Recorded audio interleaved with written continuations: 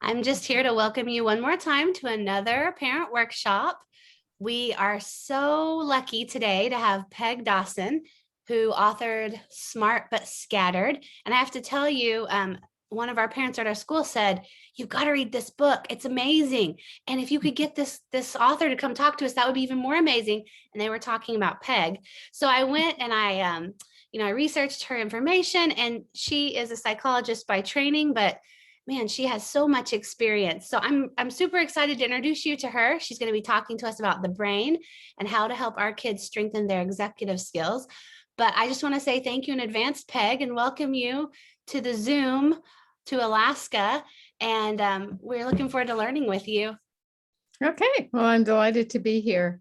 And as the session goes along, if you have questions, if you want to just write them in chat, then we'll leave some time at the end for people to ask questions, but that'll give us a head start on that. So if something occurs to you, just put it. It doesn't have to be a question. It could be a comment. Sometimes I find when I do parent presentations that people carry on helpful side conversations with each other and learn something that way too. So however you want. But okay, so let me tell you how I got interested in executive skills. I began my career working as a school psychologist in the public schools in Maine and New Hampshire. And then I moved into a clinic setting. You can see the title there, the Center for Learning and Attention Disorders. So I was focusing a lot on kids with particularly attention disorders. And as I began to work with that population of kids more extensively, I pretty quickly realized that the American Psychiatric Association's diagnostic criteria for ADHD, which is problems with attention or problems with hyperactivity, impulsivity, or both, really didn't begin to describe the problems I saw these kids having. I saw huge problems with time management and planning and organization, those kinds of things. And I remember talking with my colleague, Dr. Guare, about it at the time. He ultimately was my co-author as well. He and I both did our doctoral work at the University of Virginia, but he went on to do a postdoc in neuropsychology at Children's Hospital in Boston. And so as I was describing these issues, he said, "Well, Peg, those are executive skills." Well, that was not a term I was familiar with. And in fact, in those days, which was the late 80s, early 90s, people weren't using that term much. And so he and I decided we really wanted to understand these skills better. What are they? How do they develop in the brain? How do they impact school performance? And most importantly, how do you help kids with weak executive skills become more successful students? So that's what led to our writing. We wrote a book for professionals first called Executive Skills in Children and Adolescents. And then we realized after writing that, we realized there was a huge role for parents in all of this. So that's what led us to write Smart But Scattered and Smart But Scattered Teens. We have a few other books as well, but those are the ones that are probably best known. And at the same time I was doing all of this professionally, I was raising two kids of my own. I have two sons who are now well into adulthood. In fact, I'm a grandparent. But my older son at the age of 14 was diagnosed with an attention disorder. So I actually feel like a lot of what I've learned about executive skills, particularly on the intervention side, the what do you do about it side, has come as much from my experience as a mom as my experience as a psychologist. And the nice thing about being the mom of one of these kids is you get the longitudinal perspective. You get to see what these kids look like when they grow up. And my message to parents all the time, and I do a lot of parent presentations, but my message to parents all the time is most of these kids turn out fine. Which I know, you may find that reassuring or you may find that unbelievable, depending on where you are in the journey of dealing with one of these kids, because in the early stages, it looks pretty daunting. But you know what? Kids grow up, they mature, their brains mature. And if you use any of the skills, the strategies that I'll briefly describe tonight, but that are described in much more detail in our books, these kids really do have a good shot at success, which is why I enjoy working with them, because they are, it just feels optimistic to be able to make a difference in a kid's life and help them be more successful. So just to give you a little background about the field, there's not a lot of consensus in the field about executive skills, which is true. with any sort of big concept in psychology or education. There are always different points of view or different takes on it. With executive skills, it even starts with a name. I mean, the most common name actually is executive functions. You may have seen that name across along the way. And if you want to know what the research says, you should probably type executive functions into a search engine, because that's the term the researchers use. But my colleague Dick and I decided to call them executive skills for a very particular reason, and that was we wanted the emphasis to be on skills. You know, a skill implies whatever level you're at, you can get better at it. A function doesn't give me that same sense. I mean, function means use. So I think about a refrigerator or a photocopy machine. You know, it either works or it doesn't work. Some people combine the two and call them executive function skills, and I'm happy with that because it keeps skills in the title. There's also not consensus about how many skills there are or what the specific skills are. You know, I've seen a range of 1 to 33 in terms of the number. And obviously, if you have that big a range, then people are focusing on different skills. So my colleague Dick and I came at it from this point of view. We said of all the skills that are out there that people are talking about falling under that umbrella of executive skills, which ones are the most critical for school success? And can we define a pool of those skills that doesn't go overboard, that but that also define the skills that most underlie school performance? And so we settled on 11. And I will go through those sort of one by one, and so that we all understand what those skills are.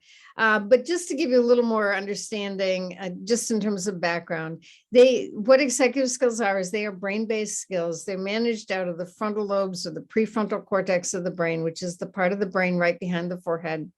And they take 25 years to reach full maturation. And that's important to understand. No kid graduates from high school with a fully functioning set of executive skills. The reason they're called executive skills is because they're the skills you need to execute tasks. So that's where the executive fits in. But actually, my favorite explanation, I teach a summer class at the University of Southern Maine every summer. And I had it in one of the early classes, I had a second grade teacher who wanted to explain executive skills to her class. And so what she came up with was they're the skills you need to get things done, which I thought was a perfect way of describing it. I mean, when we think about school, we think about taking stuff in and learning stuff like knowledge and concepts and things like that. But really what we have to do as students is put things out. We have to get things done. We have to show what we've learned, whether it's writing or doing projects or things like that. Okay, so with that as an introduction, let me just go through the 11 skills that we decided to focus on. And as I go through them, you'll probably be thinking about your own kid and thinking about, well, are they good at that? Do they struggle with that? You may even be thinking about yourself, because parents have executive skills, strengths, and weaknesses as well. I mean, when we first started this, we assumed that once you grew up, all your executive skills were evenly and well developed. And then we realized, no, that's not true. We could have just looked at ourselves, because I will probably tell you as we go along what my strengths and weaknesses are, which is a much more comfortable way to think about this. If we all acknowledge we all do some things better than others. And sometimes, and I'll talk about this a bit as well, sometimes parents and kids have different profiles. So they have different sets of strengths and challenges, and that creates its own sort of set of challenges, actually. Okay, but let's get started. Oh, I know. Before I start going through them one by one, one other piece I want to share with you. Whoops, let me go back. Yeah, sorry, I'm having trouble managing my, I'm missing the little arrows on my PowerPoint. I'm also working off of 2 screens. So if you see me looking away, I'm looking onto a different screen. So these are the 11 skills that we talk about. And I've started dividing them into 2 groups, foundational skills and advanced skills. And I just find this makes it easier to think about these skills. The foundational skills are the first ones to develop. And the order in which I've listed them there is the order in which we think they emerge developmentally, starting from shortly after birth. Certainly the first 3 or 4, you can see signs of those in the first year of life. And all of them in that first column are skills that emerge pretty early in kids. That doesn't mean they're perfect, because remember, it takes 25 years, but they're the first skills to emerge. The advanced skills are later developing skills, and you can just see by titles of those advanced skills. They are more complicated skills. And in some cases, the foundational skills act as building blocks for the later skills. Probably most of the terms up there are almost self-explanatory. I mean, we all have an idea of what organization is, what time management is, and that kind of thing. The one that kind of confuses people sometimes is that last one, metacognition. And I will say with the listing of the advanced skills, I'm not really listing them in the order in which they think they emerge. That's sort of our best guess. Except for metacognition. We do think metacognition is the last executive skill to emerge. And in fact, it's a pretty important skill because once that skill develops, the brain changes rather dramatically. So here's how I think about metacognition. Usually when you ask people, so what's metacognition? The usual sort of throwaway answer is, oh, it's thinking about thinking, which I'm not even sure what that means. So let me see if I can explain that in a little more detail. Here's how I think of metacognition. Metacognition is the awareness that you have thoughts and that you can use those thoughts to understand the world, solve problems, make sense out of things. Now, kids have thoughts from a really early age. I mean, first they develop language and any of their thoughts they're speaking out loud, but gradually that language becomes internalized. In fact, we call it internalized speech. And then it basically is this sort of background noise. It's the thoughts that kids have. The difference is that they don't have that awareness. They can use thoughts as tools. Once they develop that awareness, then you see growth in all the executive skills, but particularly those other advanced skills. Because if you can use thinking to problem solve, then you can use it to plan, to organize, to manage your time, to set goals, etc. So I'll come back to that down the road, but it's also the skill that underlies abstract thinking. It's a pretty late developing skill. So those of you who have elementary age kids, you may see frequently that they don't have that ability to think abstractly. It's really important in school, but it's also really important in life. And I'll talk more about that when we get to it. But let me now start with the first executive skill, which is response inhibition. There are a lot of different names for this. We sometimes call it impulse control or self-control, or sometimes we call it self-regulation. We've chosen to call it response inhibition. And basically what it is, it's the ability to stop and think before you say or do something. And this is the earliest skill to develop. You can see it in infants as young as 6 months of age. It looks pretty rudimentary at that point because what a 6-month-old has available to it is respond, don't respond. It's going to look different in a 3-year-old, different in a 13-year-old. And as kids acquire language, they use language to support response inhibition.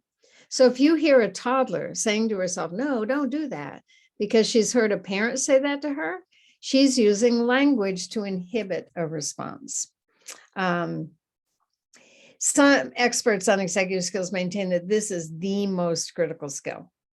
If you don't get response inhibition, how are you ever going to get something like planning or time management? And so the strategy we use for teaching response inhibition is we teach wait and stop. If you can get wait and stop into kids, that's basically response inhibition. And there's some very natural ways that parents of young children do that. I'll just give you one example. I tend to collect these stories, but I'll give you one example. It's from my own childhood. My mother lived and died by a kitchen timer. I mean, she used it for everything. If we were dawdling over dinner, she'd set the kitchen timer and she'd say, see if you can finish dinner by the time the bell rings. If I was practicing the piano, she'd set the kitchen timer and that's how long I was supposed to practice. But I can remember as a pretty young kid, her making me take a nap at an age where I really didn't think I needed to take a nap anymore. Now, I should tell you, I grew up on Cape Cod in Massachusetts. My father was an oceanographer. So he was out to sea 6 months out of every year. I had 3 brothers. We were all close in age. And so looking back on it, I think I was right. I don't think I needed to take a nap. I think my mother needed time to herself. The way she solved that problem was to make us take naps.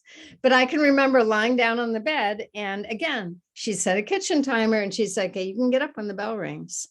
So what was she doing? She was teaching me to wait. And so I think parents do that. And the more you do that with young kids, several times a week, then kids start learning to wait. It bears repeating at any age. It's just that if you start when kids are young, then they learn that skill probably a little more solidly.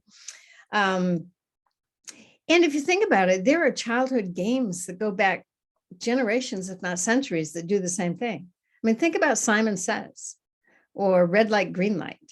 Or we had a game when I was growing up called Mother May I. I mean, all those games require the kids playing them to listen to the instructions, process what the instructions are, and make a decision. Am I going to act, or am I going to stop, or am I going to wait?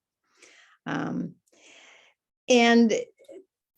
there's some pretty compelling research to show that kids who develop this skill at an early age tend to have better life outcomes than kids who don't. So that's why I think this is such an important skill to be focusing on, again, particularly with young kids. But let's go on to the next one, which is working memory. So there are all kinds of memory. You may be familiar with terms like short-term memory, long-term memory, muscle memory, but sometimes we talk about it. But I think working memory is aptly named because it's basically the ability to hold information in memory while you're performing a complex task, and to use that memory to perform the task. So if I want to stress this out in a testing situation, because I'm a psychologist and that's what I do, the easiest way to sort of assess working memory is to give kids a multi-step math problem, give it to them orally and ask them to solve it in their head. So a question off a standard IQ test is 8 birds are on the ground, 4 birds fly away, 2 other birds land. How many birds are on the ground now? And if I ask a child that question and they do the first step and they give me that as their answer, then I'm immediately thinking, what's going on with working memory? Have they forgotten what the question is asking?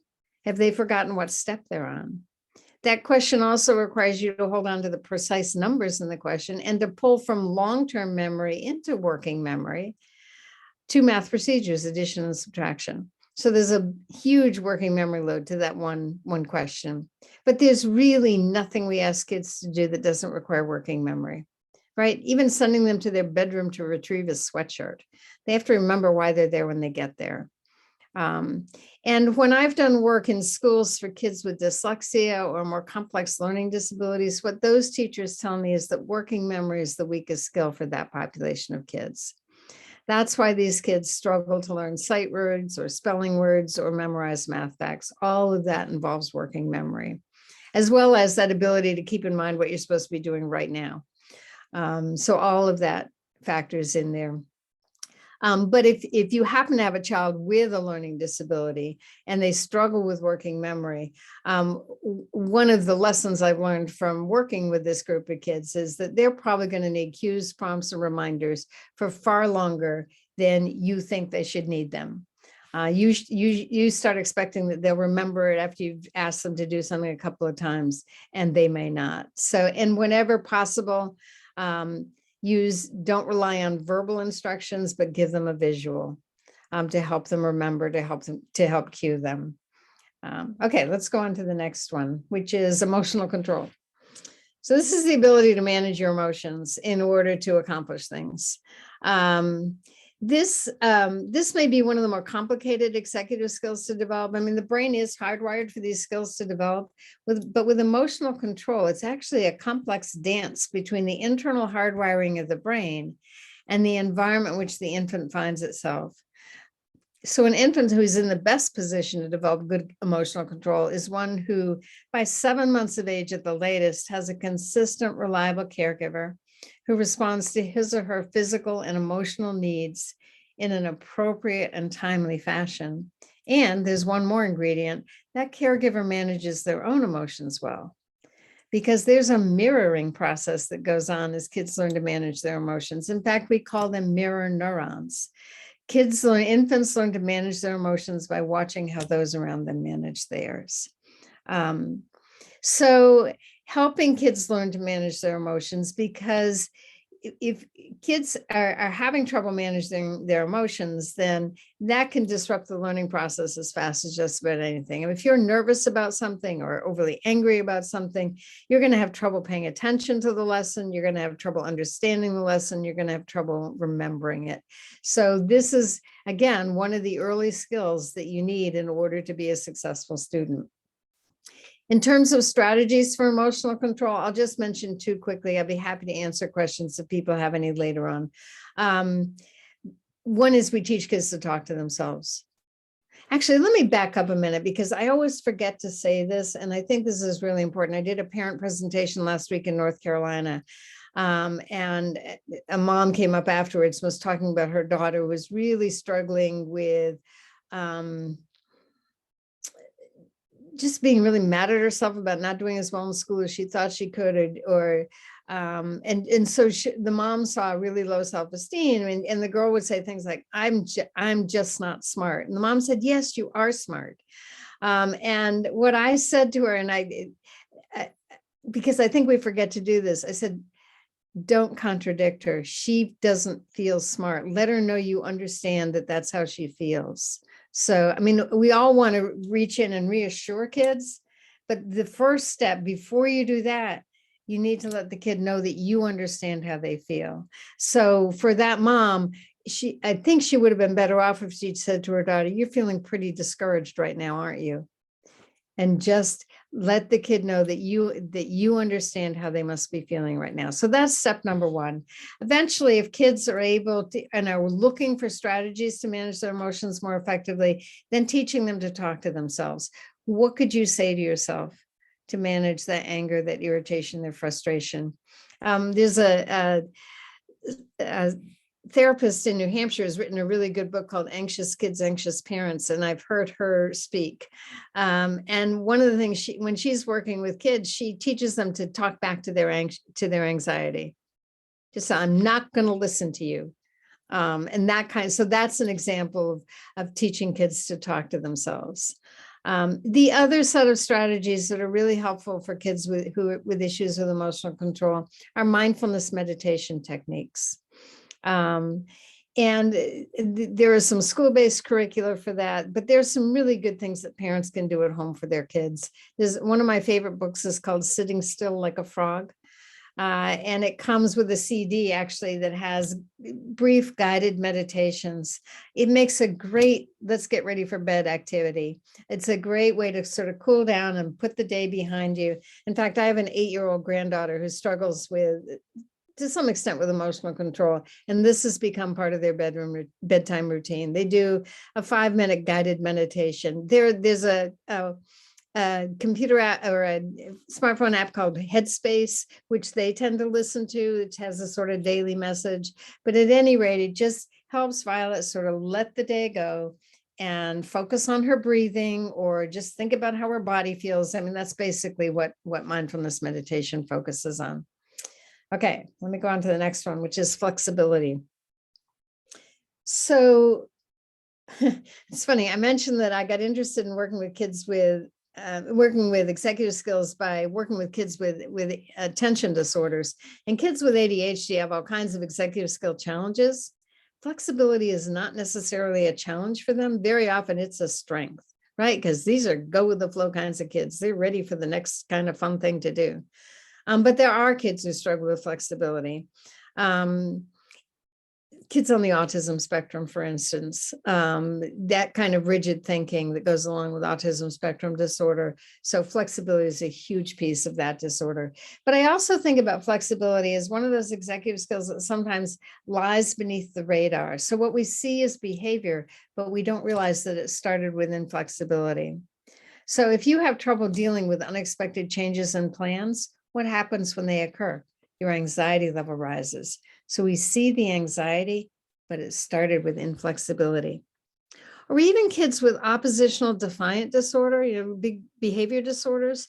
Now, when I think about those kids, I think about power struggles and control issues, and they're refusing to do what we've asked. But if you step back and say, what was the trigger? What led that kid to refuse to do what we have asked? Very often is because someone was asking that kid to be more flexible than he was capable of being. And all he had was his behavior as a way of saying, I can't do that. So luckily, flexibility can be taught. And there are some good curriculum. There's a school-based curriculum that I discovered a few years ago, which actually they've now been strengthening their home-based component to that. It's called Unstuck and On Target. So you can Google that and go right to their website. They have just recently put together a set of short videos for parents that deal with the common kinds of sort of flare-ups that go on with inflexible kids and families. And it just gives parents really helpful pointers about, so here's how you can handle that.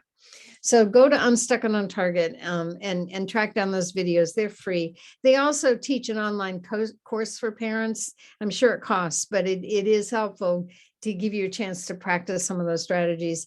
And then the other thing, if you have one of these kids, the people who developed that curriculum have written a book, and it's a pretty slim book, pretty easy read, called Solving Executive Function Challenges.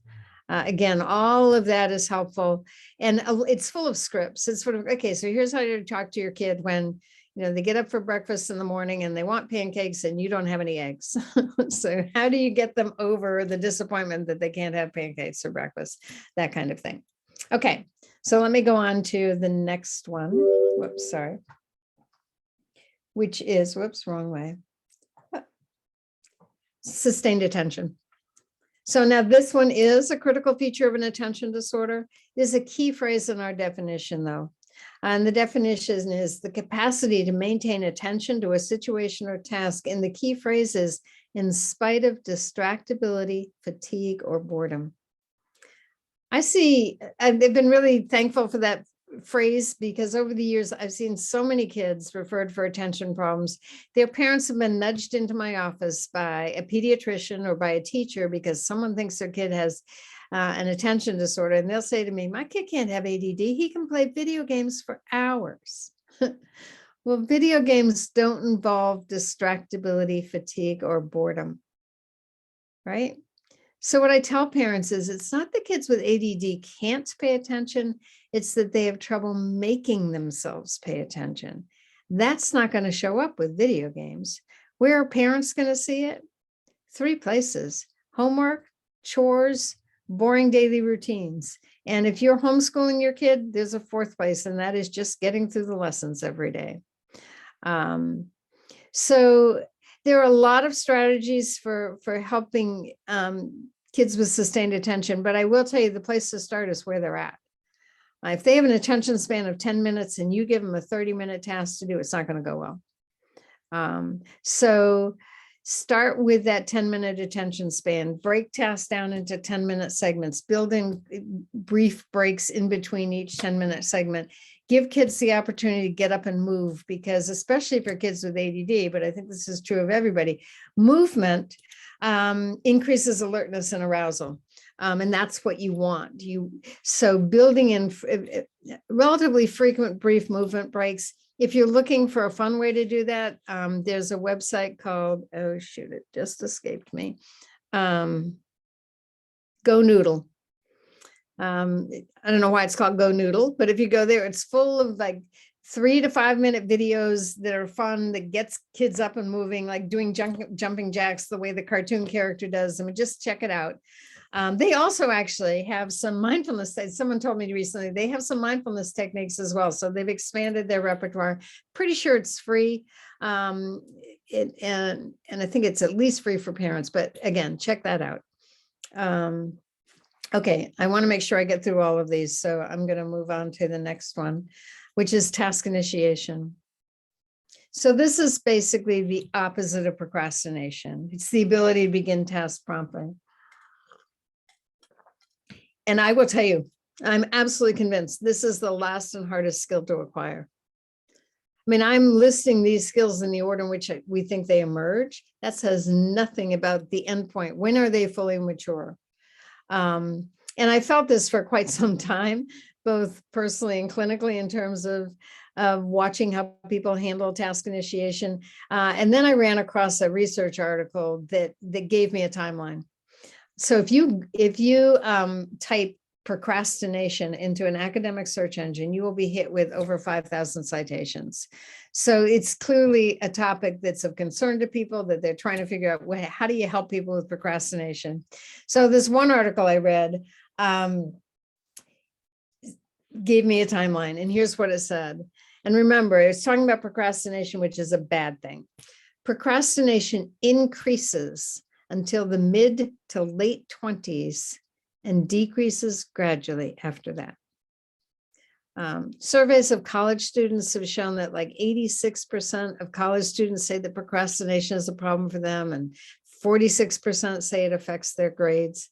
And I remember when I read that article, I thought, man, we got to figure out how to teach task initiation. If we could figure that out, we could increase college graduation rates. We could decrease the amount of time kids are spending in college and save parents thousands of dollars. And so I've done a lot of thinking about how you teach task initiation.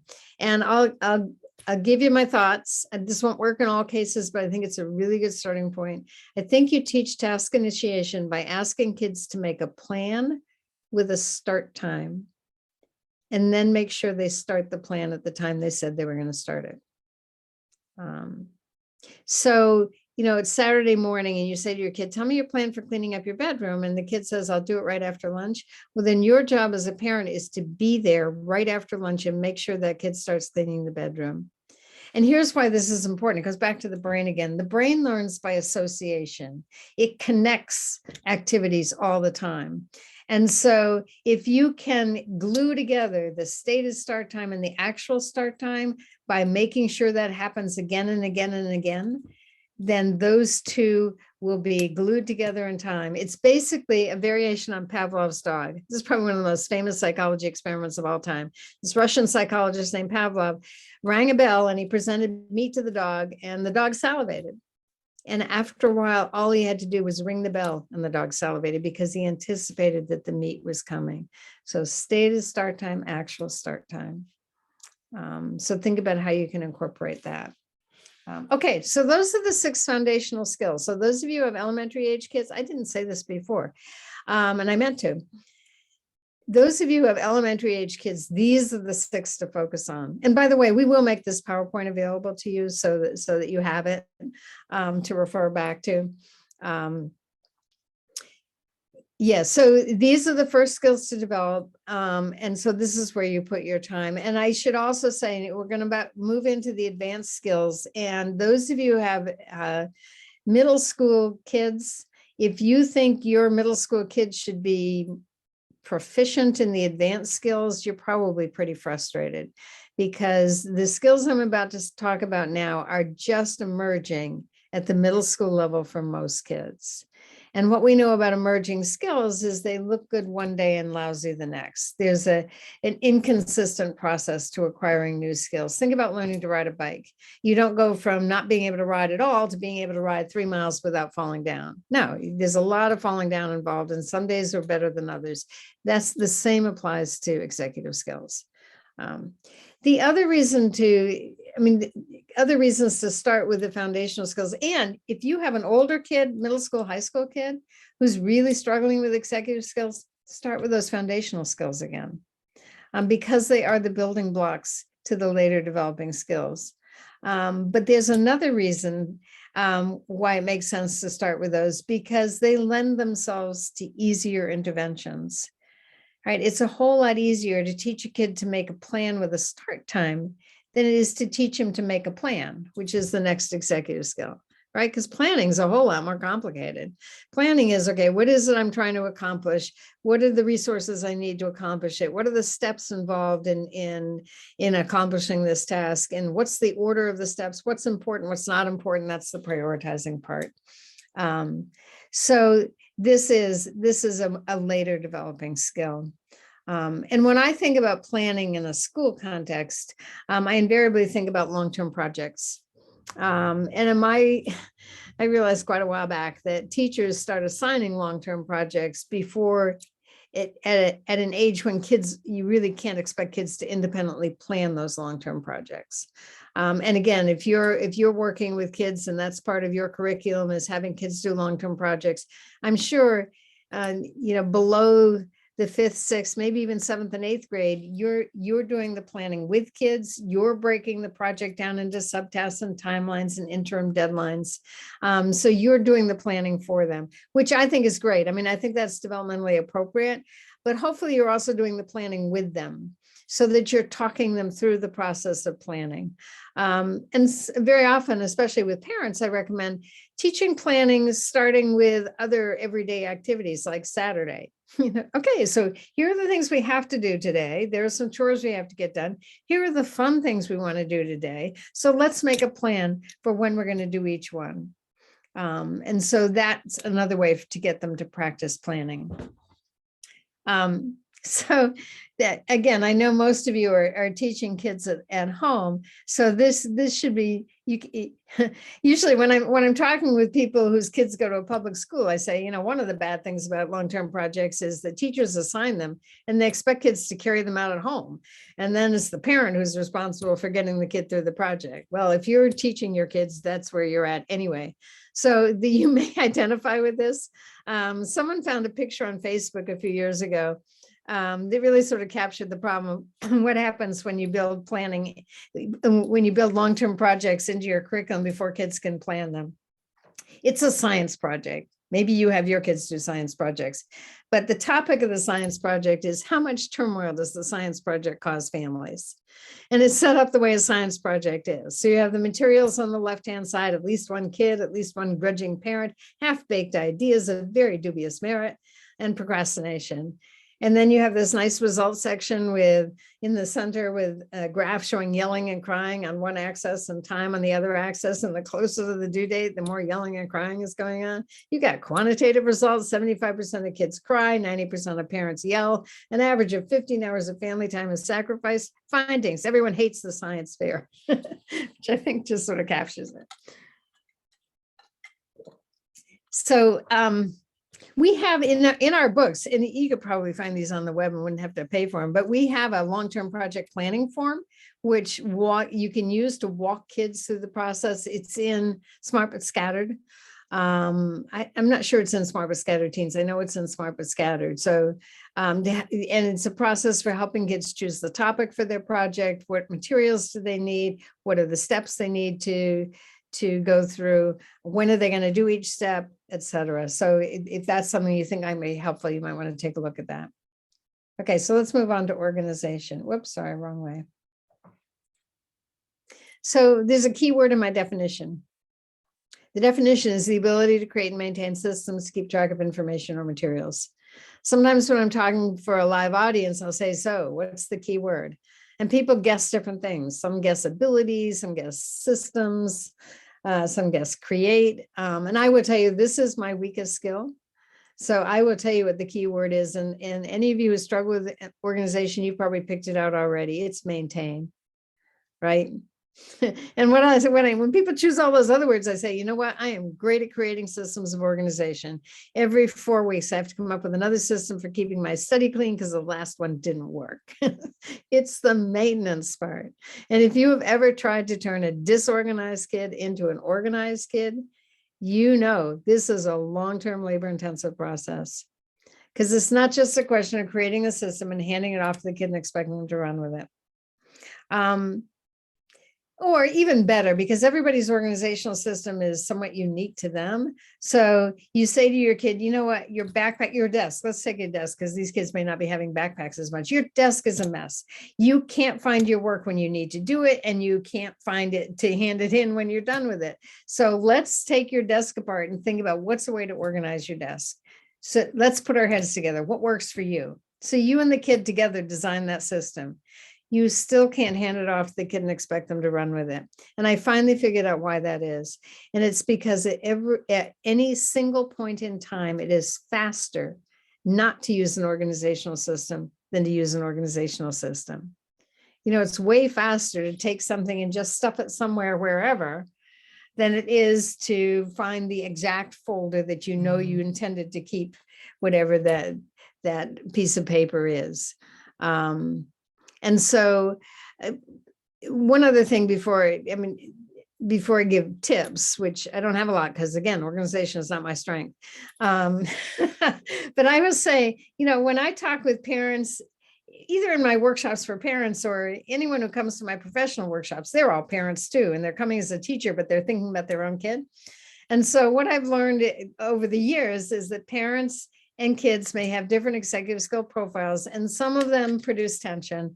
And one of the ones that I can predict will cause tension all the time is when you have a parent for whom organization is a strength, living with a kid who's a slob. So that's their weakness, because that kid's disorganization really grates on that organized parent. They have a hard time letting that go. And so my advice is to start small and to be willing to overlook some stuff. Decide, for instance, maybe there's one place in the bedroom you want the kid to keep clean, the top of their desk, for instance. So that's what you focus on. When I was raising my two sons, my older son was not well organized at all. And he had a bedroom he slept in the bed that my grandfather had when he was a kid back in the 1870s. So it was one of those really high beds, and it had a skirt around the bottom.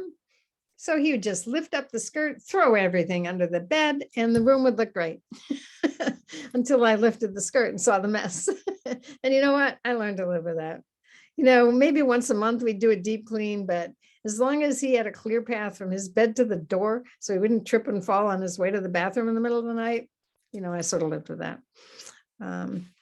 Okay, so again, I think you have to start small and sort of relax your standards, which is not easy to do.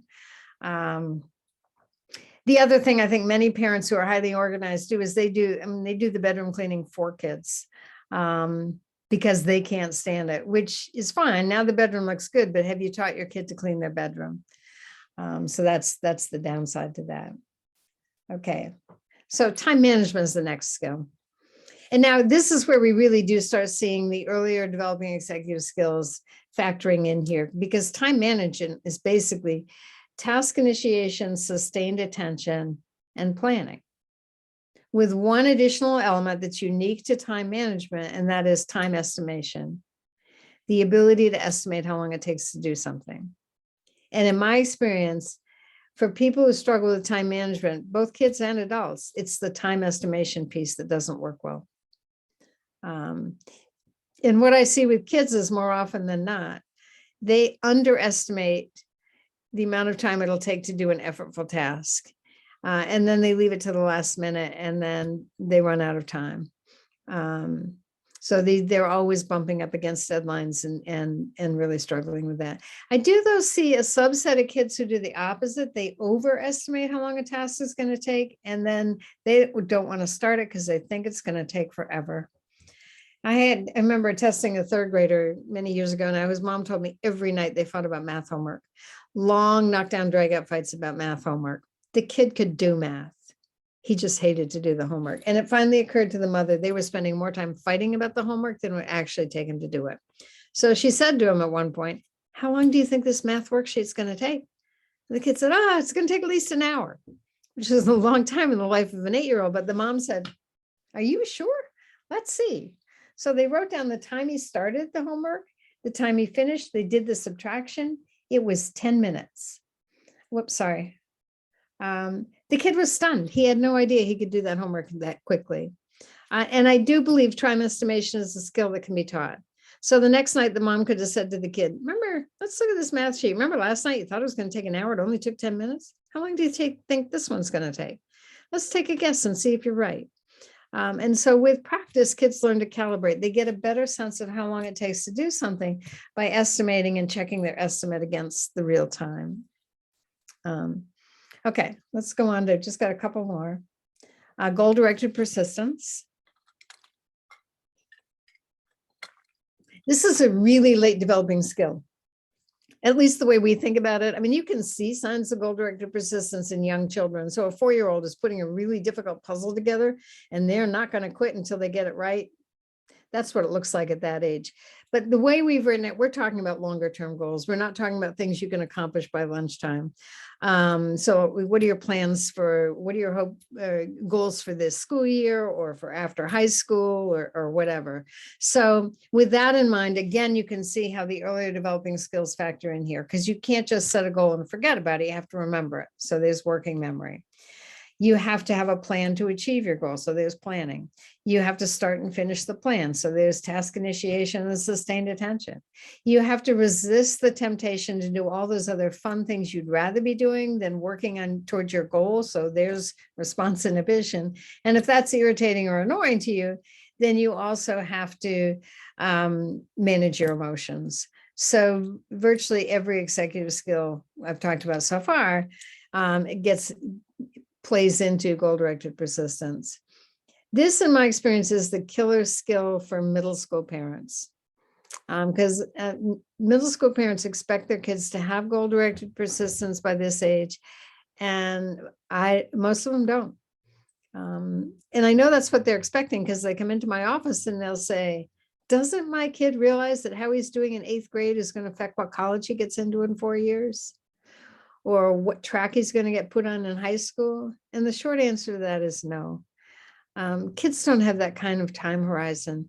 They can't picture 4 years out, and they don't know what college is, so they can't picture that. So you're asking them to picture something that they just haven't lived long enough to be able to do that.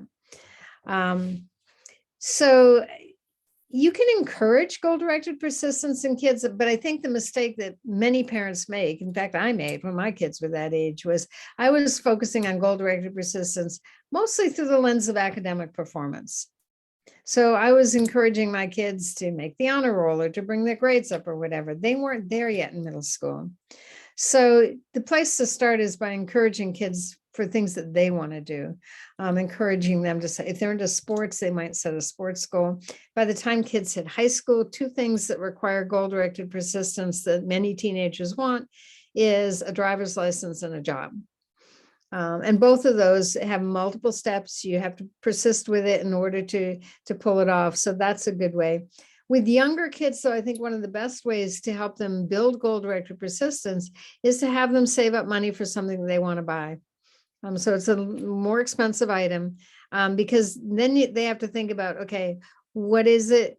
How am I going to save? How am I going to earn money? How am I going to save money? How am I going to resist the temptation to spend smaller amounts of money on something else before I've saved up for what I want?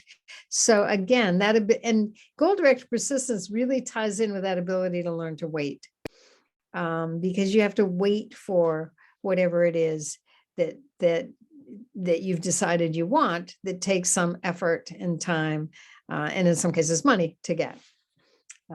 Okay, and then finally, metacognition. Whoops. So I talked about it earlier, is that the awareness that you have thoughts, but it's self-awareness. It's being able to look at yourself and understand what's going on, to read your own mind in a sense. It's the ability to see yourself in the big picture. Here's the other thing that I think of with metacognition. When it first emerges, as I said, it changes the brain, because if you're aware you have thoughts, then the next thing you realize is everybody else has thoughts too. And because the typical teenager is pretty self-absorbed and they're spending all their time thinking about themselves, they just assume that since everybody else has thoughts, they must be thinking about them too. That explains that, again, that extreme self-consciousness that goes along with especially middle school age kids, the early stages when they first develop metacognition. I have a vivid memory of going to some school event with my mother when I was in 7th grade, and my mother laughed too loud. I'm like, who cares? Yeah, I did, because I assumed that because my mother was laughing real loud, everybody was turning around and looking at my mother, making judgments about her, and therefore by extension, making judgments about me. So again, that goes away with time, but in the early stages, that's what it looks like. It's also, this is the skill that underlies abstract thinking. So for instance, writing summaries in school, doing deep reading comprehension activities, asking kids to explain why is that person acting the way they're acting in this story. All of that is hard for kids in the early stages. I was working with an English teacher a couple of weeks ago whose 7th grade son was asked to annotate a passage. That was the instructions, annotate it. He had no idea how to do that. The teacher hadn't really taught him how to annotate. And so she sent me a copy of what he'd done, and he just sort of highlighted. It's basically highlighting and taking notes. He highlighted everything, and the notes were nonsensical. And in fact, he got so frustrated with the passage she sent me that by the end, his notes were all saying no, no, no, with deepening pressure on the pencil. This kid didn't have the metacognitive skills to do that. And if you're asking kids to do that and they're struggling with it, then you need to be very precise, break it down for them step by step, explain in overly painfully simplistic terms how to do that. And I will tell you, if you want to know something like that, go to the internet and type in annotation or type in how to teach summaries, because there's a ton of material on the internet that that helps you break that down. So that would be my recommendation there. But the other way to encourage a metacognition is to have kids reflect on, how do you think that went? Whoa, look at that. Last week, you really struggled with that math quiz I gave you. This week, you aced it. So you must have been using some different strategies this week.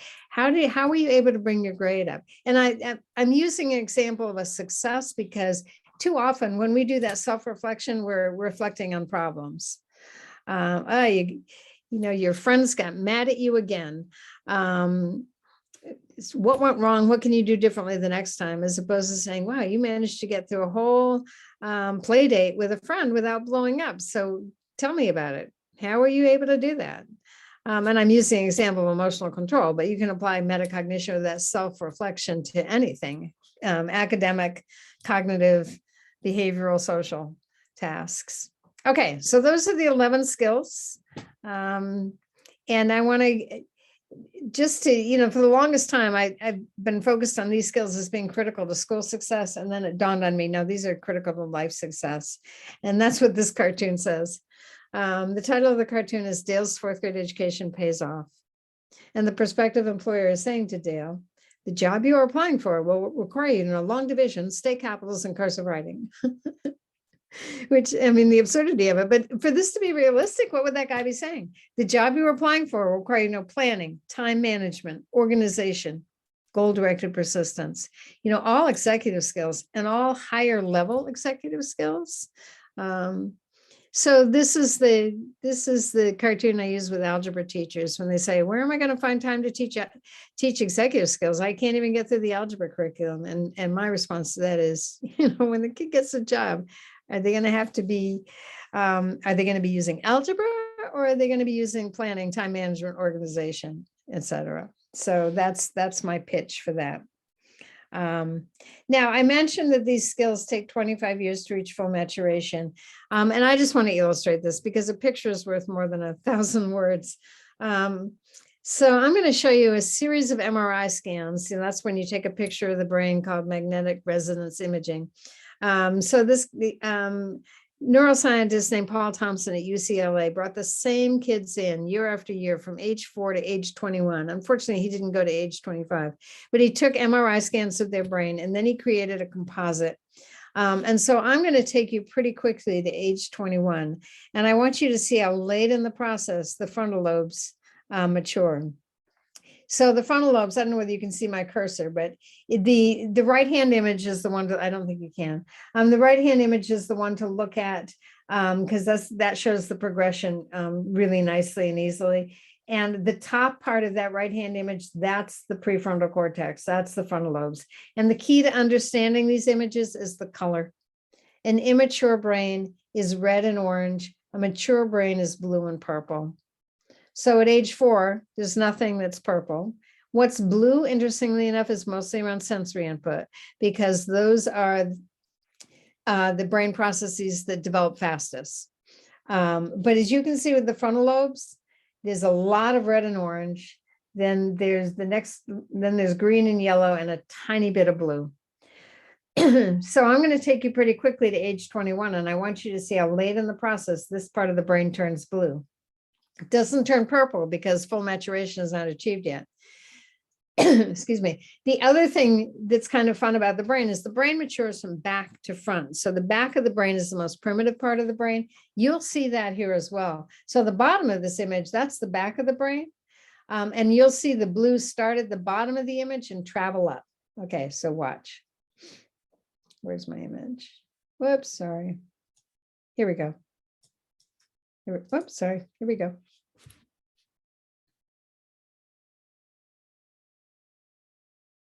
Okay, so there we are at age 21. And you can see there's a fair amount of purple there. Again, mostly around sensory systems. The frontal lobe's no purple. And there's still a fair amount of green. In fact, this text says the 21-year-old brain is mostly mature, but the areas of green show that even at the threshold of legal adulthood, there is still room for increases in emotional maturity and decision-making skills, which will come in the next few years.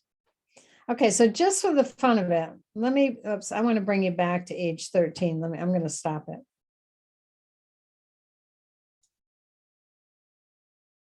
Because age 13, first of all, it's the beginning of middle school, and that may be less of an issue for you because you've got kids who are you're homeschooling, which is probably good for them. But this is also the halfway point, right?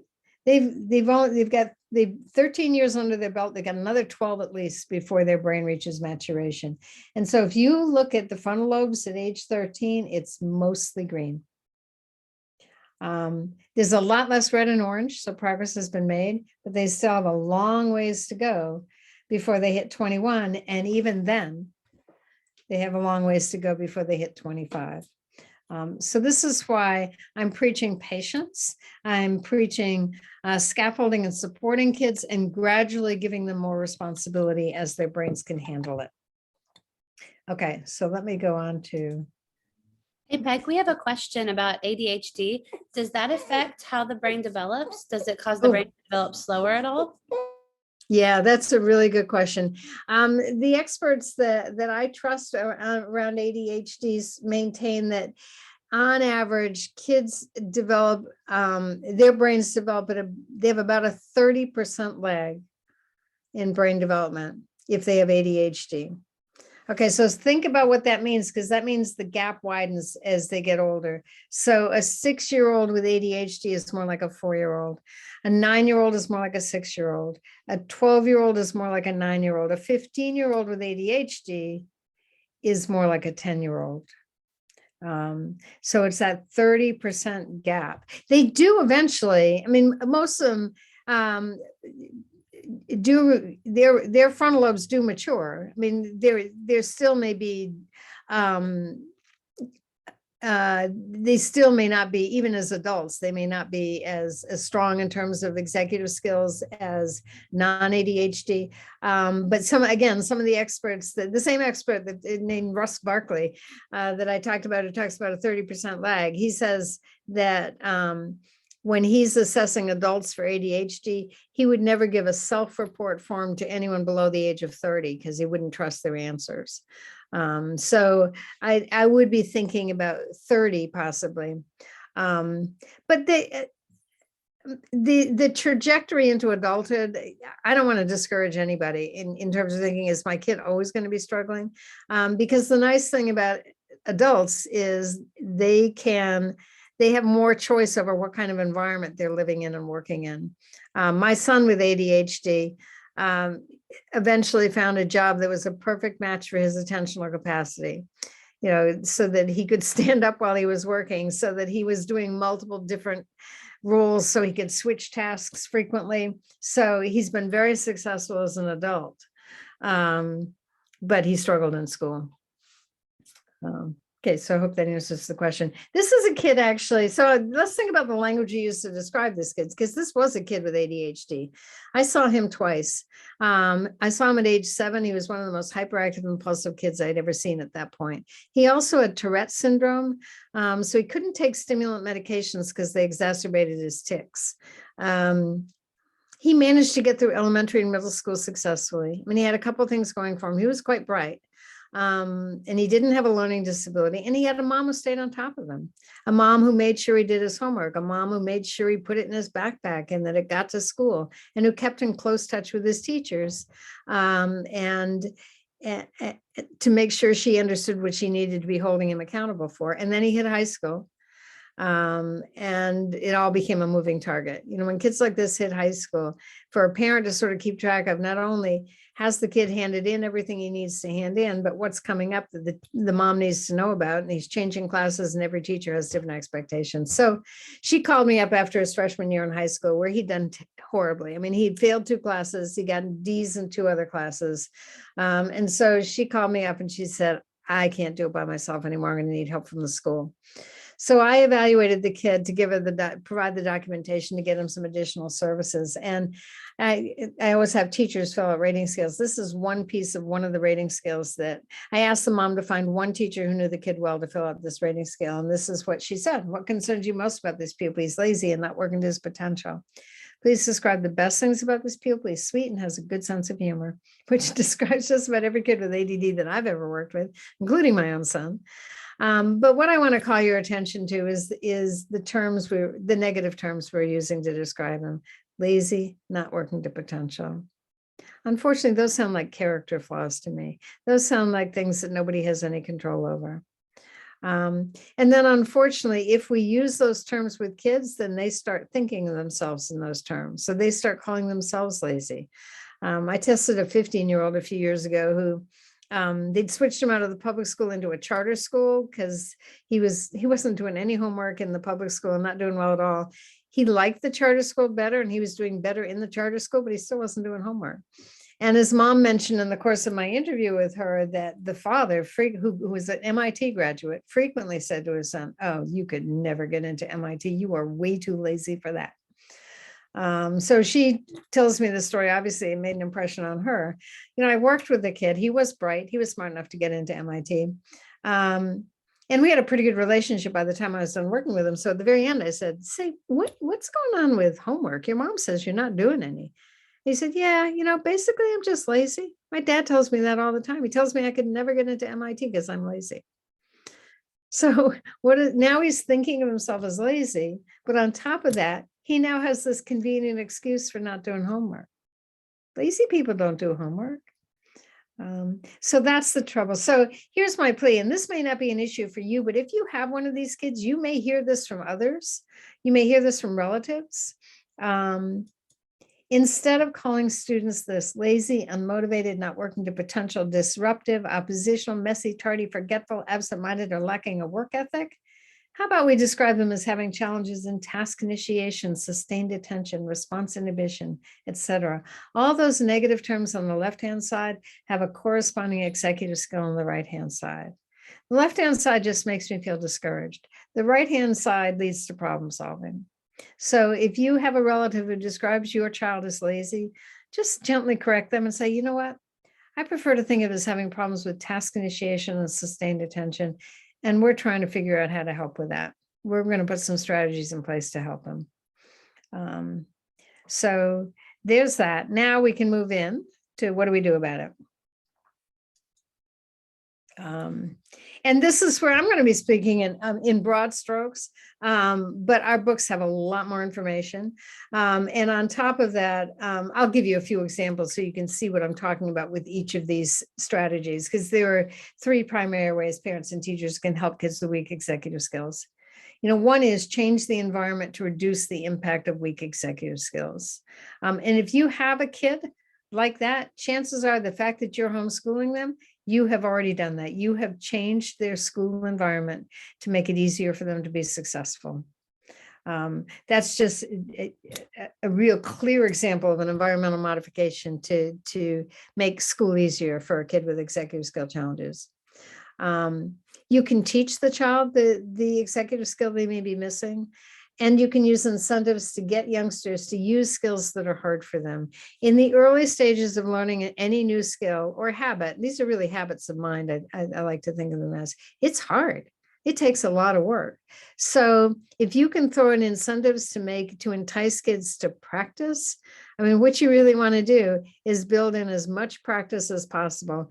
I know parents have different values about the use of incentives or rewards. I'm pretty pragmatic. I'm not going to spend a lot of time talking about this, but my thought is if an incentive will help my kid practice the skill is strengthening. And so when the incentive goes away, the skill is stronger than it was when we started. Okay. So, whoops. Yeah. So what are some ways we modify the environment? And again, if you're homeschooling, you're doing all of these things. You're changing the physical or social environment. You're modifying the tasks. You're expecting your kid to perform based on their attention span or their metacognitive skills or their ability to organize or plan, et cetera. You're modifying tasks and change the way adults interact with kids. So let me give you a few examples of each of those. Oops. Here are some environmental modifications: managing distractions, creating a quiet work environment. I will introduce an exception to that because over the years, many parents have said, will you please tell my kid to stop listening to music while he's doing his homework, because I know it's distracting him. And I actually can't do that because there's a fair amount of research that suggests that music in the background can actually help you focus. And in fact, you could have your kid put together a tape that will, this is another example of learning by association. If they play the same music when they're studying, then that music starts cueing, okay, now it's time to study. Now you may want to talk with your kid about what music they're listening to. My son with ADD said he could never listen to music with lyrics because he started paying attention to the words, but he could listen to instrumental music. So that's what he did and probably still does to this day. Modifying. Yeah, go ahead. Oh, how about kids that hum or kind of sing quietly to themselves as they're working? Again, I mean, that's the beauty of being able to homeschool them, because let them do that. That's probably serving the same purpose of giving it. I mean, if this is a kid with an attention disorder, I would say these kids need to be actively engaged in something, whether it's moving, restlessness up and down, or even humming or doing something like that. Those kinds of behaviors, unfortunately, drive classroom teachers crazy because they're disrupting all the other kids. But at home, and again, if you're teaching them at home and you've got several kids you're teaching, send them off to another room to do that if you need to. But I have no trouble with kids humming or making noises. Or my son used to pace. And when he was studying for tests, he would be pacing back and forth. His fourth grade teacher told me in sixth grade, because he had the same teacher in sixth grade, that he didn't think Aaron sat down once in fourth grade. You know, he'd rest his knee on his desk, the chair of his desk, and that's how he did all his work. And luckily the teacher was tolerant of it, because he didn't even tell me that it was an issue until he was in sixth grade. So he put up with it. So yeah, in terms of task modification, we talked about shortening them, building in breaks, creating a schedule so kids know what's coming. And if that schedule could be preferred, non-preferred, switching back and forth between something the kid doesn't want to do and then something he does want to do. Having kids set the schedule, that's the building in choice. Okay, you got 4 things we got to get done before lunchtime. What do you want to do first? What do you want to do second? And also talking with kids about how long can you go before you need a break. I meant to mention that when I was talking about sustained attention. You can shorten tasks, but if you give the kid a little control over that, how many of these math problems can you do before you want to take a break? And if they say 3, go with 3 for a while and then say, okay, we've been doing 3 for a while. Do you think we can stretch it out to 4? And so gradually increase their attention span that way. Give advance warnings when something changes. That's critical for kids with problems with emotional control and flexibility, knowing what's coming and helping them prepare for it. Even if you know they're going to be initially upset when you say, yeah, remember that fun thing we were going to do tomorrow? We can't do it. Way better to tell them the day before and build in plan B, which is one of the strategies we use with kids who are inflexible, than to pop it on them first thing in the morning when they've been anticipating that fun thing for much longer. Using visual nags, using visual cues rather than verbal nags. I mentioned this earlier. This is my favorite example because it's way over the top. This was a mom, who came to one of my workshops a few years ago when I was doing live parent presentations. Now I do mostly webinars. She had a kid going to a high school outside of Portland, Maine, and he kept forgetting what his schedule was, because if you're familiar with how high schools work now, they have block scheduling and they have A days and B days. And so they're not having the same thing every day. And so he kept forgetting what he had to do when and where the homework was, et cetera. So she bought one of those huge dry erase calendars. Every month she set it up for him. She's got it color coded. So, and you can see the coding. If the assignment is on Google Classroom, that's in blue. If it's in the backpack, that's in green. If there's an email communication, that's in red.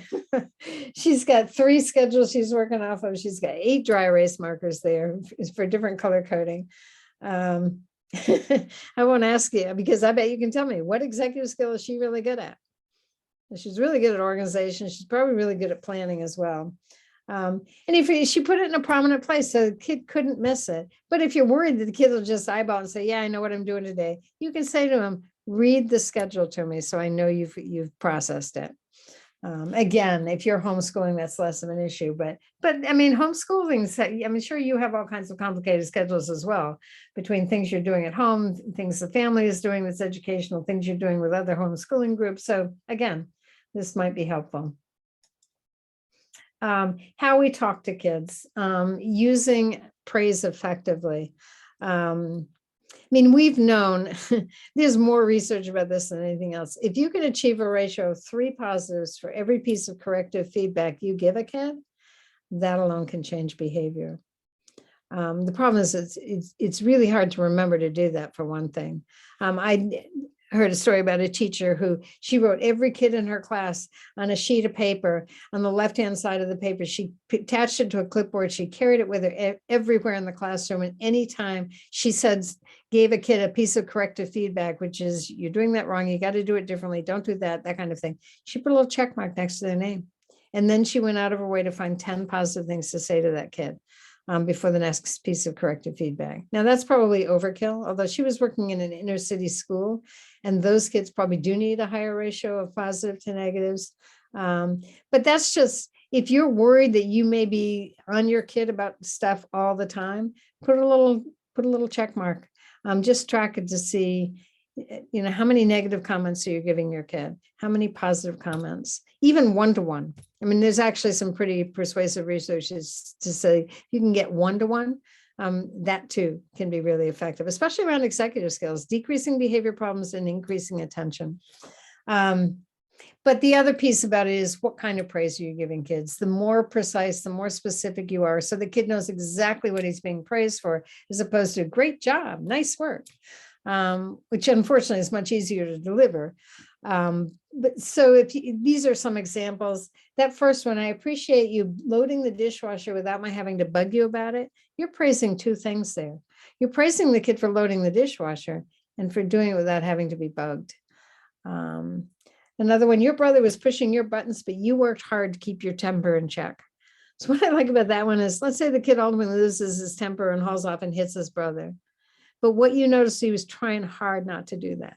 And maybe the next time he'll try a little harder, and the time after that, maybe he'll actually refrain from hitting his brother. So we call that reinforcing successive approximations. The closer he gets to what you're looking for is worth praising as well. Okay, so those are environmental modifications. Now I want to talk about how to teach the skill.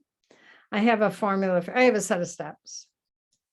So let me give you the steps and I'll give you 2 examples. Embed the skill in a daily routine.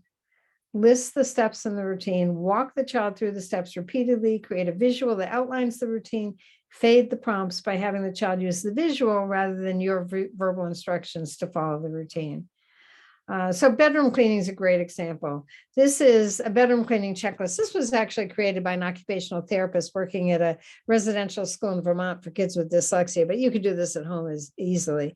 They decided they really needed to tackle the bedrooms because the bedrooms were a mess and parents were coming to visit the school and deciding they didn't want to send their kid there because their bedrooms were a mess. So when kids came back to school in the fall, I was working with them over the summer. When they came back to school in the fall, they made sure everything got put away first. They took a picture. This is what a clean bedroom looks like. And then they turned it into a checklist. What I like about this is that there are 10 things on this checklist. And for someone like me who's organizationally challenged, that looks pretty daunting. They've broken it down into 4 pieces: my clean desk, my clean shelves, my clean bed, my clean floor. So it just makes it easier to go through them segment by segment rather than having that long list of 10 things you have to do to clean your bedroom. Here's another one: creating a study plan. And these also they address multiple executive skills, which again, so you're killing several birds with one stone here. So this is not where you would have kids write down the specific assignments. That may be somewhere else, but you just have to have them list the tasks they have to accomplish. And again, it could be a combination of schoolwork and chores. So that each task, they list what they have to do: spelling, math, reading. And for each one, you ask them to estimate, how long do you think that will take? Okay, so what are we working on there? Time estimation, time management. And then you say, when will you start? What are we working on there? There's the plan with the start time. Okay, so that's task initiation. That next column, where you work, isn't directly connected with executive skills, but I put that column in because I've seen a lot of research on mental rehearsal and visual imagery. What that research shows is if you mentally rehearse carrying out a task, especially if you use vivid visual imagery, that increases the likelihood that you carry out the task and actually makes it easier to carry out the task. So you could walk a kid through step by step how you're going to do that task. But if you wanted to streamline it, just getting them to picture where they're going to work. So now we've got math. I think it'll take 30 minutes. I'm going to start at 5. I'm going to work at the kitchen table. So now we've got an activity that they're doing. We have a start time and we're having a place. So we're picturing themselves in that place. And if you have them write the actual start and stop times down, that's a check on 2 things. Were they right in their estimate of how long it would take? And did they start when they said they were going to start? And then you can troubleshoot if either of those is off, or try to analyze. So what went wrong? You said you were going to start at 5, but you didn't start till after dinner. So what was going on there? Should we revise the study plan tomorrow? That kind of thing. Okay.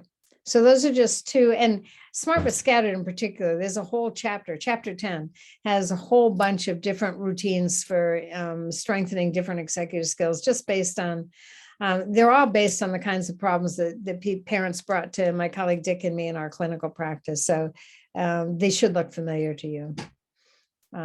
Okay. And then incentives. Incentives are another way of building in what we call delayed gratification, which is another word for response inhibition. If you have to wait for a reward, then you're waiting.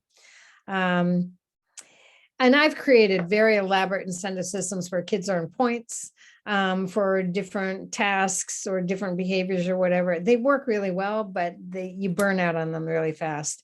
So both the kid and the adult creating the system. So whenever possible, I rely on simpler systems.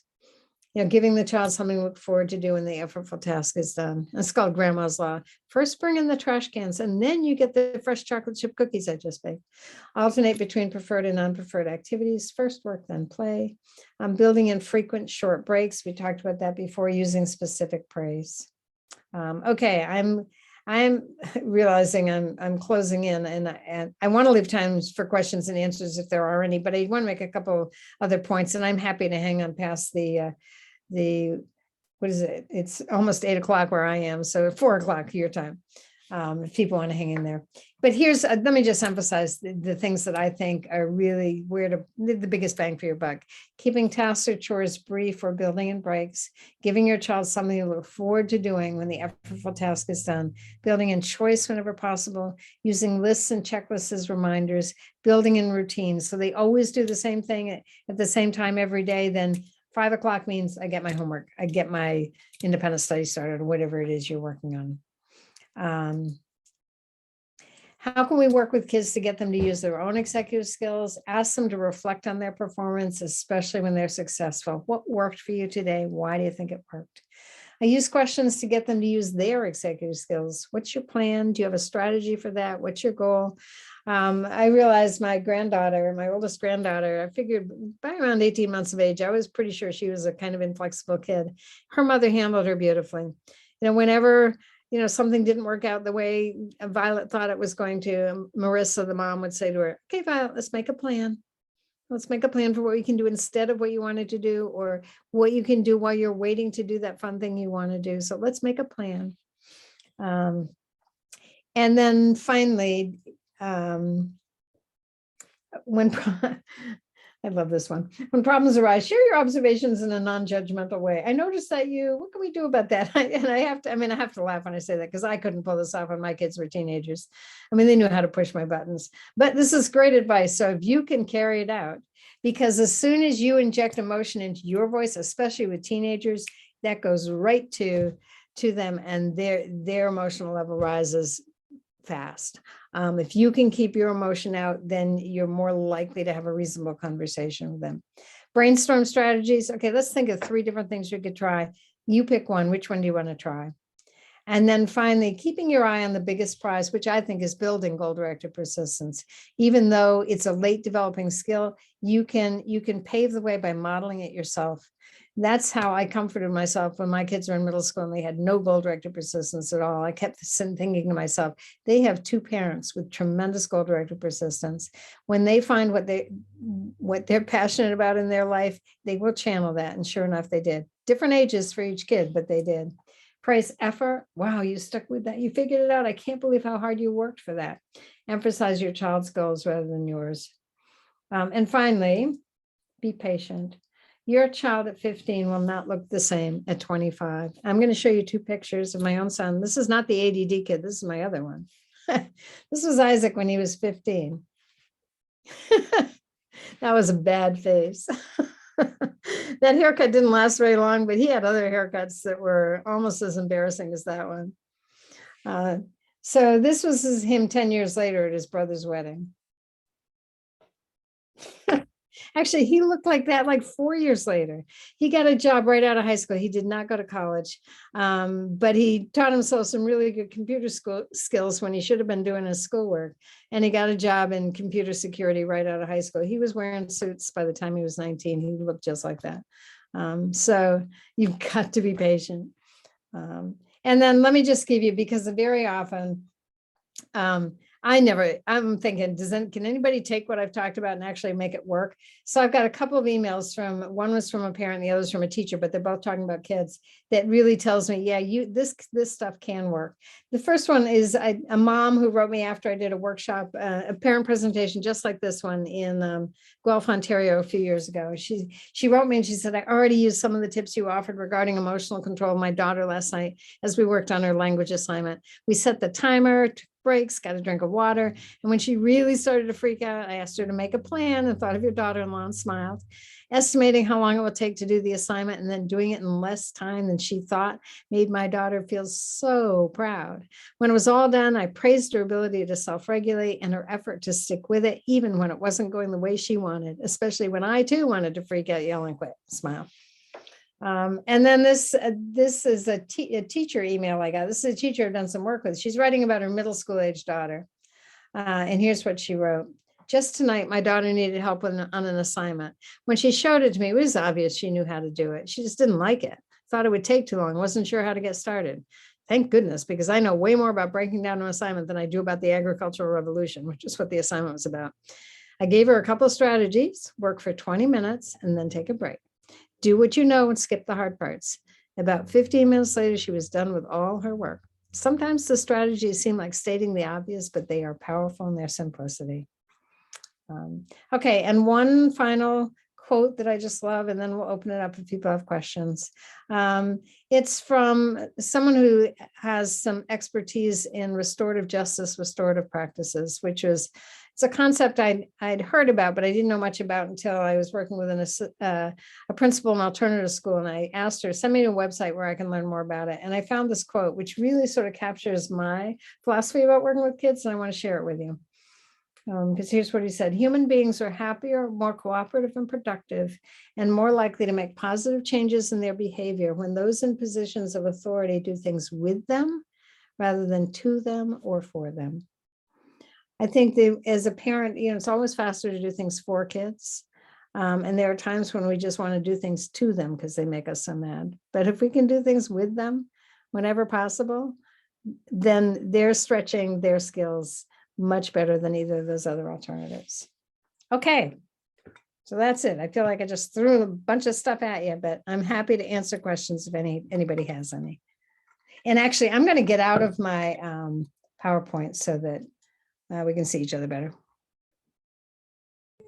I'm going to ask one question that somebody asked earlier, and the mom says her teenager gets anxious about setting goals. She's afraid of failure, and she doesn't like to even try to set goals. So how would you suggest teaching her to adjust to that? Don't use the word goal. I hear this all the time. It's so funny because I mean, our whole coaching process is based on setting goals. So have her make a plan instead. And just ask and start small. Don't think about the long-term goal. Think about, so how do you want to spend today? What do you need to get done today? And actually, that reminds me, I never set goals with my son, but every day when he came home from school, I asked him 2 questions. What do you have to do? When are you going to do it? And those 2 questions got him in the habit of making plans and meeting deadlines and persisting in those kinds of things. So in fact, I might even, if I were in your position with your daughter, I would say, you know what? Let's not even think about goal setting. Let's just think, what do you want to do today? What do you feel would be useful for you to do today? So bypass the goal altogether. And at a point where maybe you can talk about it after you've done that for a while and say, well, let's look at how we've been working without goals here.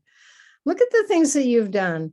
To me, it looks like you were working towards something, and that's what we mean by a goal. But yeah, so especially with anxiety, and you know what, by the time kids, it's so interesting because by the time kids hit high school, that goal setting is much more difficult.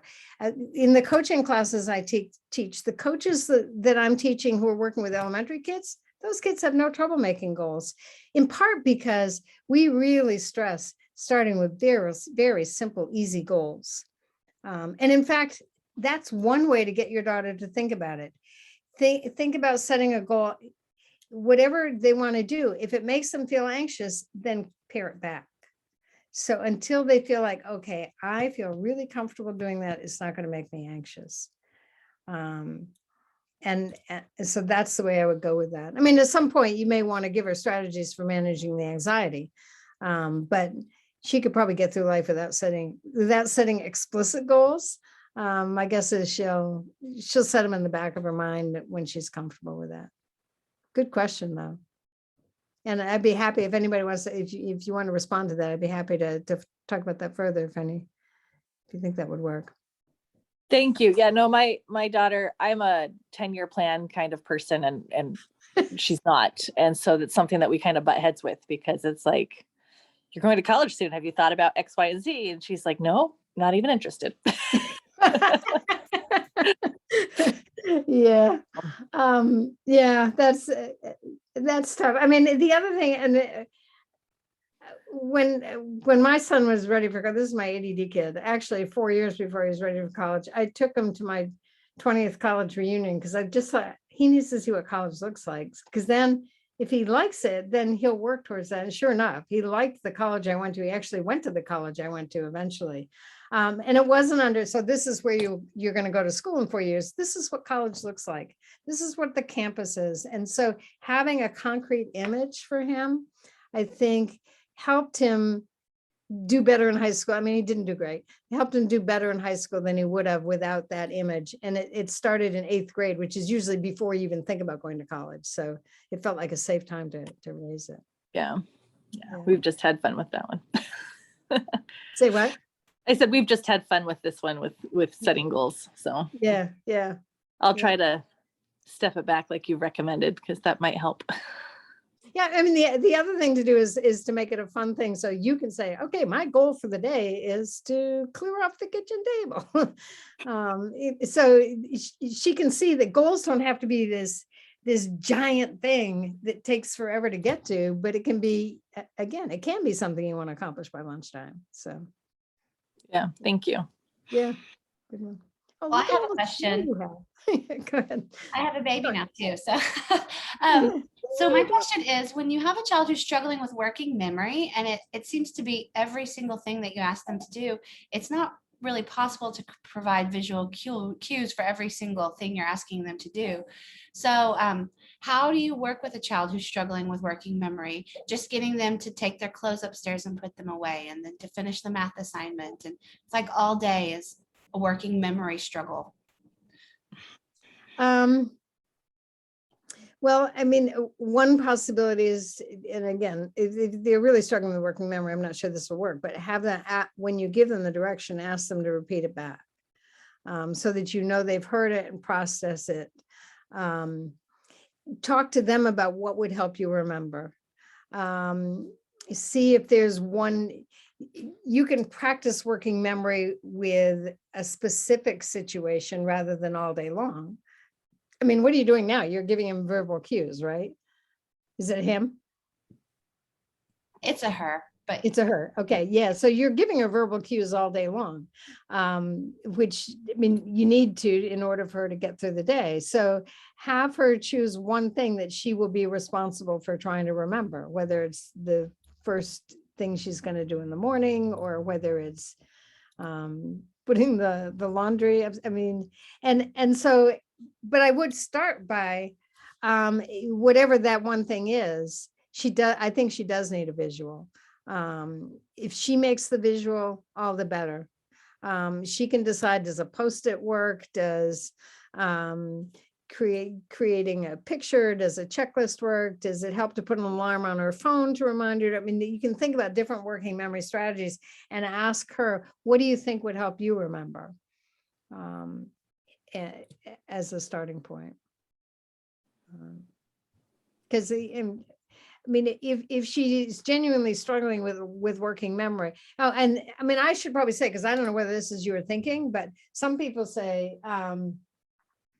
those, well, put them in that one of those computer training game, training, Cogmed, for instance, which is a computerized training program that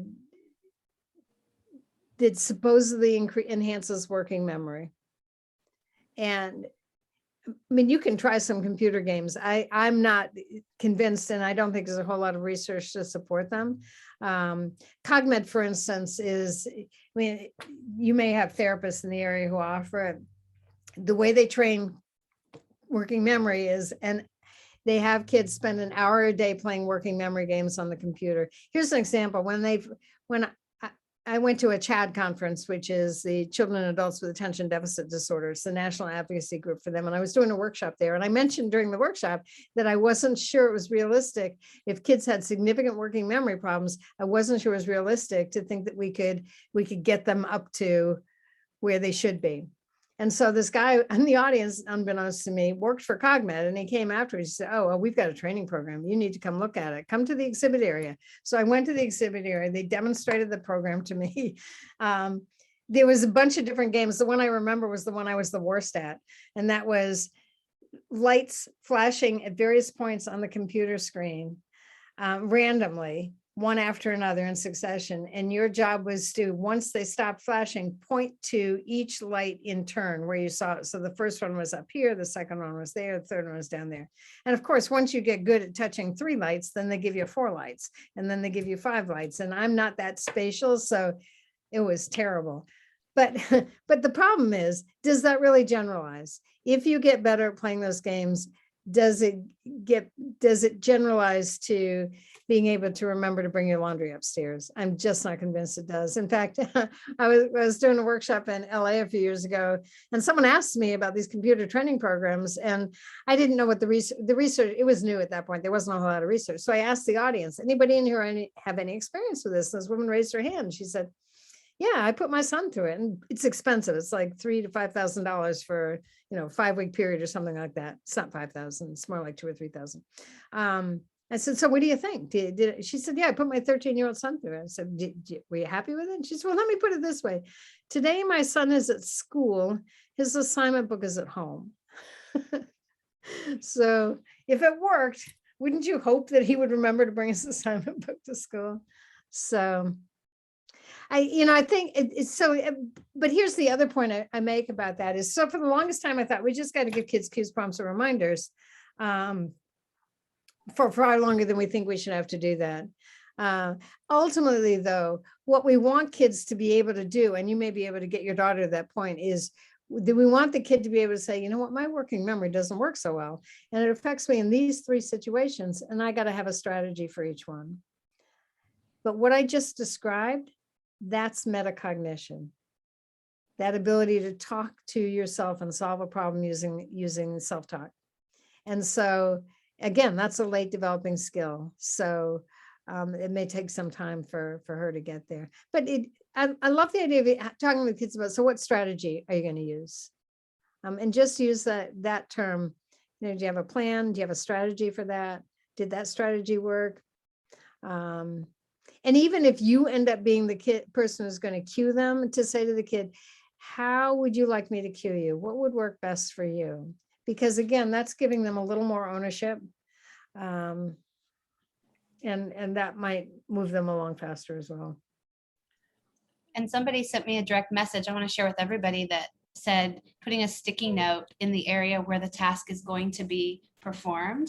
So remembering, like after you brush your teeth, don't forget to floss, that little sticky. So I just want to share that with you because I think that would actually be really helpful too. So thank you for sharing.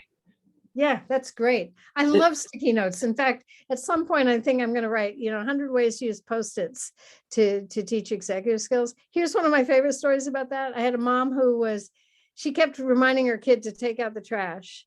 And he was in the middle of playing a video game, and he'd say, yeah, I'll get to it. And she'd come back, 15 minutes later, have you taken out the trash yet? No, I haven't, I'm playing, I'll do it later. She finally got so tired of doing it. She took a Post-it and she wrote trash on it. She walked by him and she slapped it on his shoulder, kept walking, didn't say anything to him. He takes it off, oh, trash. Oh yeah, I got to do the trash. And he actually told her later that had been really helpful for him. So that's another way to do it too. But yeah, thanks for the Post-it suggestion, because I think there's a million uses of Post-its. I've been teaching my 13-year-old who has ADHD how to cook, and working memory and cooking is kind of important because she'll wander off and burn drastically dinner. And so making mistakes and having stayed calm when she made those mistakes, she's a little bit more attentive, knowing I have to pay attention to the timer because she'll walk off where she can't hear it and stuff. So she's slowly getting better with working memory. Interesting. So has she had some cooking disasters as a result of? Yeah. Yep. Okay. Mm-hmm. Yeah, we had like something in the oven and she overcooked it by almost an hour, and they were charcoal. Okay, so let me ask a question. Did you let that happen, or did you weren't there? She was old enough to babysit, and I'm like, okay, dinner's in the oven, timer set. And I walked away and I got a phone call like, I burnt dinner. Can we eat? Because I mean, as a parent, I would have been, if I'd been there, I would have been, okay, we're gonna get that out of the oven. So the fact that that didn't happen, so she learned what happens when you burn dinner. Mm-hmm. Yeah. So yeah. Some hard learning experiences seem to be making a bit of a difference. Yeah. No, that's but good. she's 13, almost 14. So that's also a little bit older than my 8-year-old who has ADHD. Right. My 2 kids, when they were in high school, they remember Jeff Foxworthy, you're a redneck if. Well, they came up with a whole riff on that. You have ADHD if. And one of them was, you have ADHD if you buy 500 packages of Post-its a year. So even then they were recognizing that Post-its are one way to help you remember stuff. Any other questions? Or I had a question.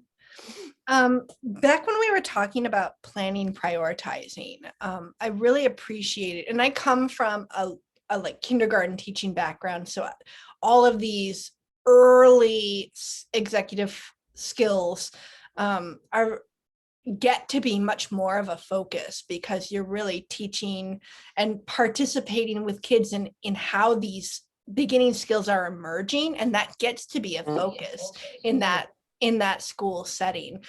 So I really enjoy those early ones. I'm a little daunted by the later ones, especially as I now have kids that are moving up past that phase into these more advanced areas. And I so appreciate your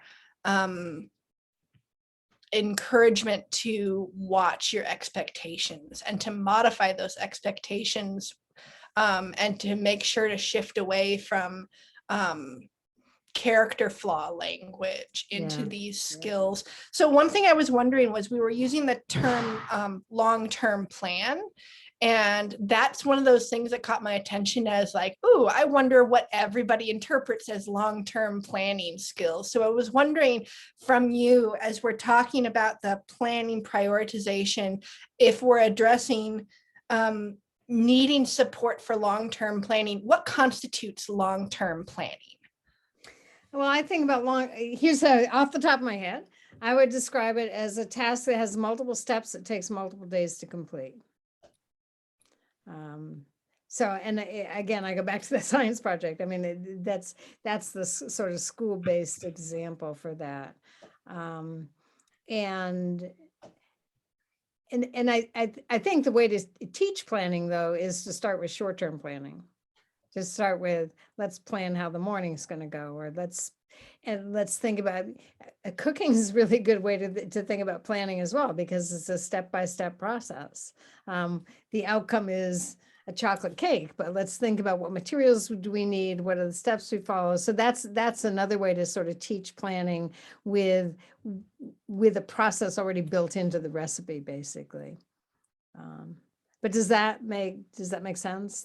Yes, it does. I think there can be a gap in perception sometimes. Like, as adults, if we use the term long-term plan, we're talking about like the direction for the school year kind of a thing. Right. Whereas recognizing that long-term plan, like the skill of long-term planning, involves something that it goes beyond one sitting.